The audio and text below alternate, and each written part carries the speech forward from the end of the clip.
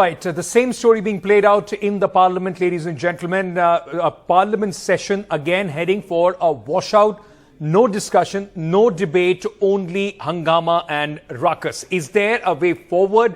Joining me now, senior leader of the Congress party and member of Parliament, Mr. Shashi Tharoor. Mr. Tharoor, thank you so much for speaking to us. Always a pleasure to have you on the show. So I want to start by asking you, the issues, many would say, sir, are different, though this time it's a very sensitive issue, a grave, in fact, issue that has dominated the headlines and, of course, the discussions in the Parliament as well. But the results in the Parliament session seems to be heading in the same way that we have seen last few sessions. A washout between the protest and the counter-protest of the Treasury benches and the opposition. It's quite disappointing, isn't it? I agree with you, and I can understand the frustration of many of your viewers at watching what's happening. But the situation is very simple. The position that was agreed upon by the leaders of all the parties constituting the India front was that they would want to have a debate on Manipur, but they would first like to hear from the Prime Minister. This is one of the gravest crises that our country has faced in a very long time. We're looking at a situation in which not only has there been a horrendous loss of life, over 140 killed, the real numbers may be higher, rapes and violence, and on top of that, horrendous displacements. Some 50,000 people have lost their homes, destruction of churches, destruction of homes. It's just been an awful situation all around. But now it's also spreading, and we've seen now in Mizoram a backlash against the Métis living there who've now started fleeing that state. Now, we're looking at a situation which is already bad in one state, is spreading to a second. There could be nothing more important or burning on the dossier before the Prime Minister than this situation. He saw fit to say a few words to the press. On a day that Parliament was in session, he should have been speaking in Parliament. And, you know, it's been an irony for some time that the Prime Minister barely speaks in the very house of which he is a member, the Lok Sabha. He is, you know, one of our most eloquent orators and rhetoricians. He speaks on every stage and every available opportunity. There could be no more important issue than this to take the people of the country into confidence on. But equally important is that in the parliamentary system, in any parliamentary system anywhere in the world, the Prime Minister is accountable to the Parliament. That is something that, you know, there is no example of a parliament anywhere where the parliamentarians have no opportunity to hear from the Prime Minister, question him, and hear from him about his assessment of a situation of its gravity. Okay. Now, I do understand that this is a matter that is the responsibility of the Home Minister, but if the Prime Minister comes and makes an opening statement and then leaves it to the Home Minister to field the debate and respond, I feel confident that that sort of compromise formula might end this trouble. But right now, there is compromise on offer. I was talking to a couple of leaders of friendly parties in the Lok Sabha, and they say they've not even heard from the Parliamentary Affairs Minister, whose job it normally is to bring about understanding between two sides on these matters. When I first came into politics 15 years ago, Ankit, it used to be said that our Parliamentary Affairs Minister would spend more time in the opposition benches than on our side, because his job was to jolly them along, understand their concerns, respond to them. That's not happening these days either. Right, but Mr. Tharoor, you know, the government and the Treasury benches would say to the contrary. They are saying that they are ready for a debate. The Home Minister today in the Lok Sabha went ahead and said that he is ready to answer the questions, give exact details of what has happened in Manipur. The opposition benches, according to the BJP, are only creating a scene. They want to create a political drama and they are not interested in any sort of the debate. Why is it, sir, that the opposition is hell-bent upon, Rule 267 in the Rajya Sabha, which entails voting at the end of the discussion? If you want a serious discussion, that could happen without voting as well. Now, that's in the Rajya Sabha. I think in the Lok Sabha, they made their request under Rule 183, which is different. But I'm just saying, to begin with, I'm just an ordinary MP. I'm afraid I'm not part of the leadership that's made these decisions. We have 20-odd parties present who collectively decided. You can ask them why they're not open to this. But I think the principle that they're trying to assert, and I speak, as I say, as an ordinary MP myself, is that the Prime Minister is accountable to the House and should at least tell the House what he's prepared to tell the nation through the media on television, at the very least. Mr. Tharoor, while the opposition and you yourself and your party, along with the other members of the India coalition, while you're talking about the situation in Manipur, you want a debate and discussion on the situation of the Manipur, beginning from the Prime Minister to the ministers and all to the leaders of the Bharatiya Janata Party have been also saying that the opposition, while rightly is pointing out towards Manipur, why are they mum as far as Rajasthan is concerned, atrocities against women in West Bengal is concerned.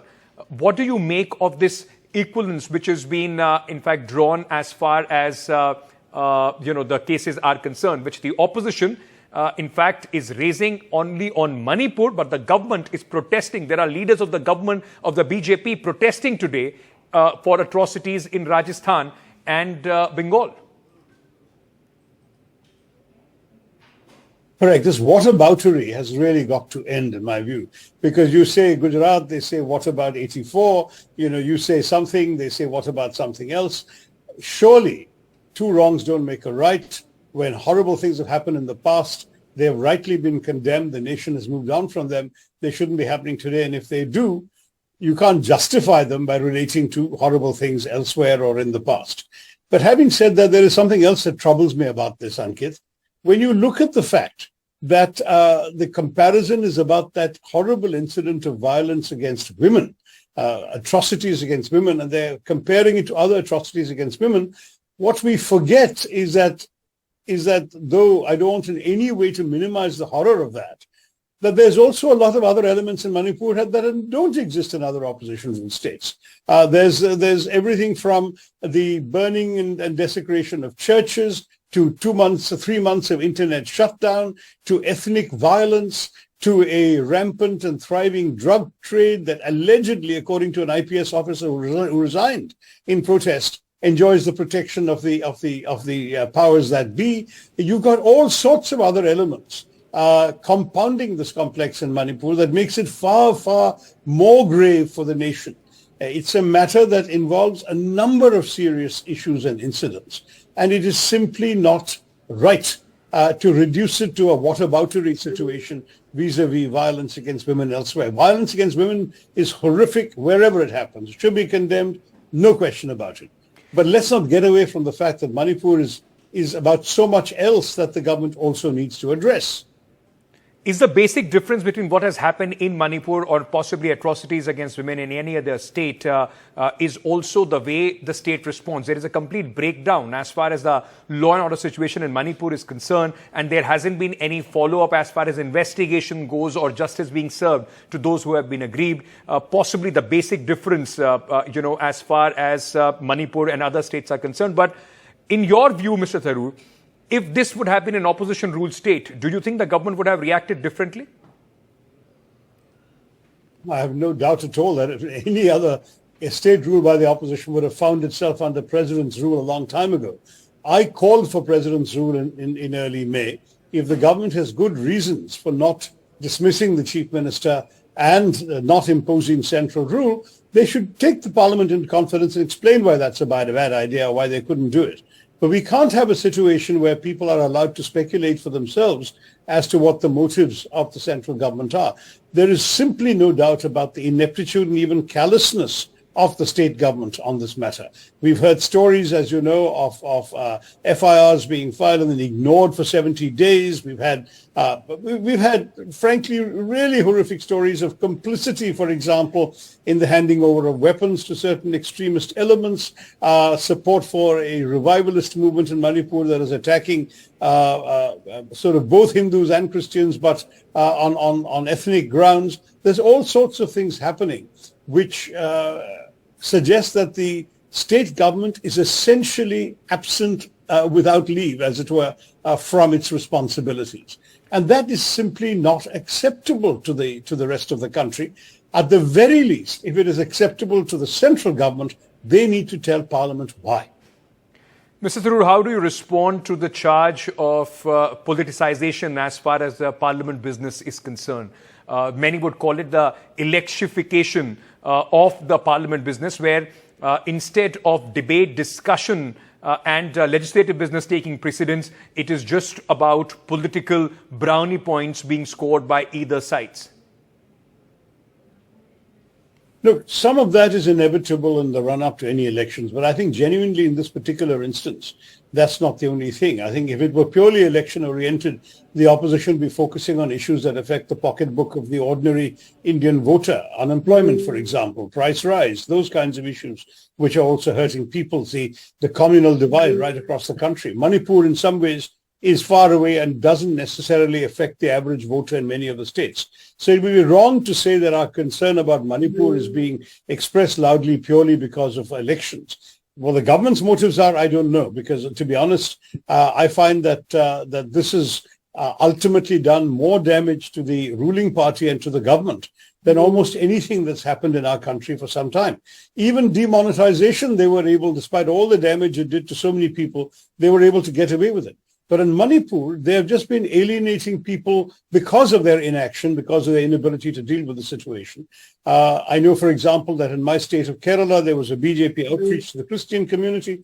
Now, no Christian wants to hear the word of the BJP, a word about the BJP because of what happened, what continues to happen in Manipur. And that's just one example. There are similar reactions I'm hearing from people from other states, other parts of the country, other religions.